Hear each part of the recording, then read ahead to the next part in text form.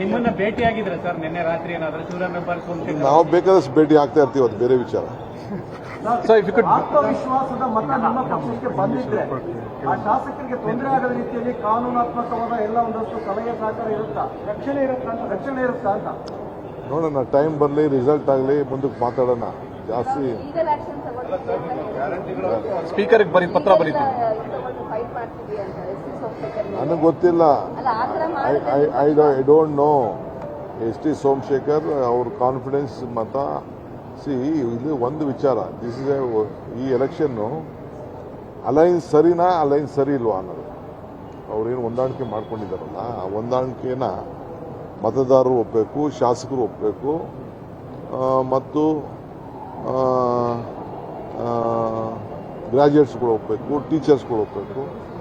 So teachers ಎಲ್ಲ reject ಮಾಡಿದ್ದಾರೆ. ಈಗ MLAಗಳು ಏನು ಮಾಡಿದ್ದಾರೆ ನೋಡೋಣ. ಈಗ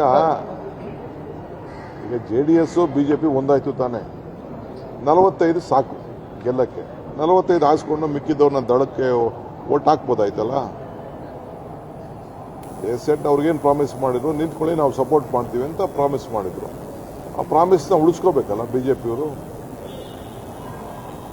ಅವ್ರ ಓಟ್ನ ಎಷ್ಟು ಗೆಲ್ಲಕ್ಕೆ ಎಷ್ಟು ಬೇಕೋ ಅಷ್ಟು ಮಾಡಿಕೊಂಡು ಮಿಕ್ಕಿದ ಓಟ್ನ ಅವ್ರಿಗೆ ಹಾಕ್ಸ್ಬೇಕು.